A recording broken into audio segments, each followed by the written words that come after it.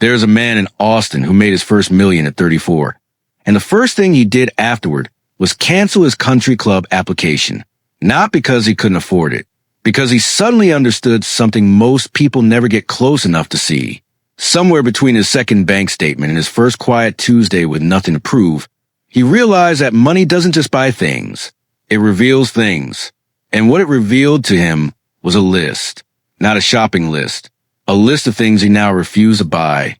Even though he finally could. That list is what we're opening today.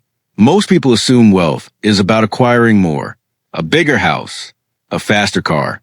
A watch that costs more than a used sedan.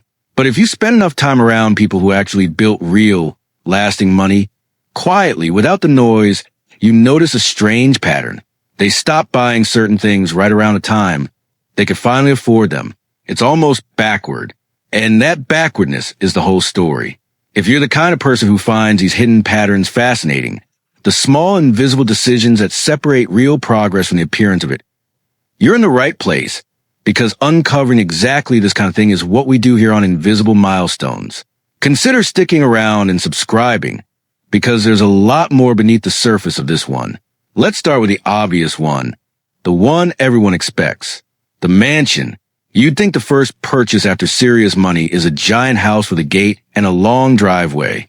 But talk to people who've actually stayed wealthy, not just touched wealth for a season, and you'll hear the same thing over and over. A big house is a big bill wearing a smile. Property tax, maintenance, heating 6,000 square feet. You use 800 of. One woman who sold her tech company for 11 figures told an interviewer she still lives in a 4-bedroom home she bought a decade earlier, because upgrading it would mean spending years working just to maintain a lifestyle instead of building anything new. That's the first small insight. Size is not the same as freedom. Sometimes it's the opposite. Then there's the car people expect. The exotic one. The one that turns heads in a parking lot. And sure, some wealthy people buy them. But the ones who stay wealthy for decades treat cars almost boringly. Reliable, practical, paid in cash, driven for years. Why? Because a car that loses 40% of its value the moment you drive it off the lot isn't a symbol of success. It's a receipt for insecurity, dressed up in chrome. Real financial confidence doesn't need an audience. It doesn't need headlights announcing it at every red light. Here's where it gets more interesting, though. Because the list isn't just about big items. It's about status altogether. Rolexes, designer bags, name brand, everything worn specifically to be recognized. There's a term for this kind of spending. Some economists call it conspicuous consumption. Buying things purely because other people will notice you bought them. And the strange discovery is that people with the deepest, most stable wealth often avoid this entirely. Not because they can't afford a $100,000 watch.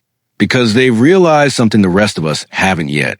Once you no longer need strangers to be impressed by you, an entire category of spending simply disappears from your life. Progress rarely announces itself. It just quietly stops needing an audience. This is where the deeper realization starts to form. Millionaires, real ones, the kind who keep their money across market crashes and family emergencies and bad years, tend to avoid anything that turns money into a costume. A costume convinces others you've arrived. But wealth that lasts isn't built to convince anyone. It's built to last through winters nobody else sees. Take vacation homes, for example. On the surface, a second property in the mountains or by the coast feels like the dream. But dig into how often these properties actually get used, and the math gets uncomfortable. Most sit empty 300 days a year, quietly bleeding money through taxes, insurance, and upkeep, while the owner rents a much nicer place for 2 weeks somewhere new every summer instead. One long-term investor described it simply. He said owning a vacation home is like marrying someone you only see twice a year, but still have to pay alimony to every single month. That line stuck with a lot of people who heard it, because it reframes an entire category of purchase most of us assume is a milestone of success.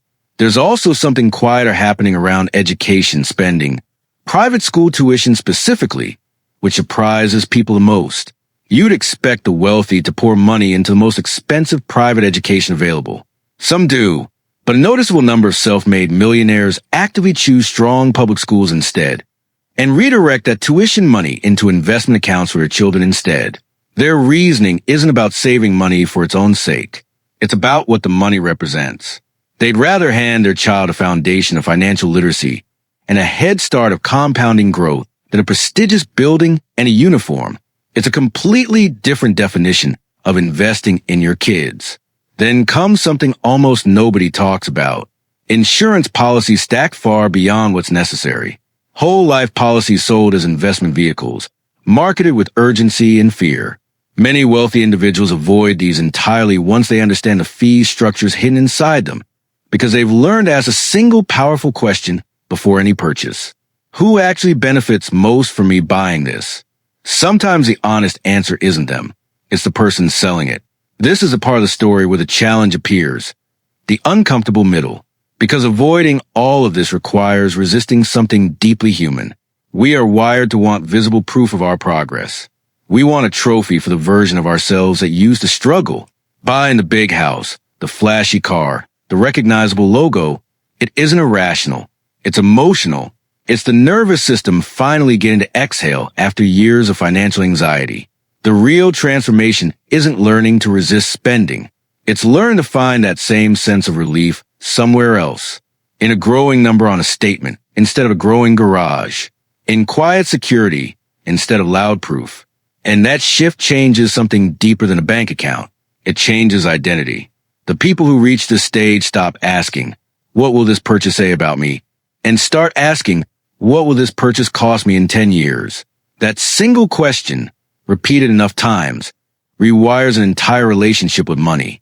There's a particularly telling habit among many self-made millionaires around timeshares. Almost none of them own one. Not because vacations aren't valuable to them.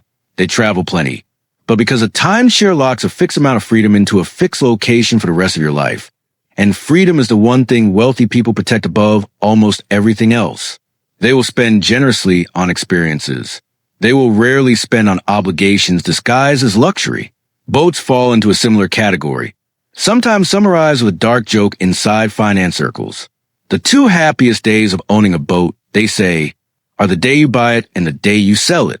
Between those 2 days sits a long stretch of maintenance bills few people mention out loud when they picture themselves sailing into a sunset.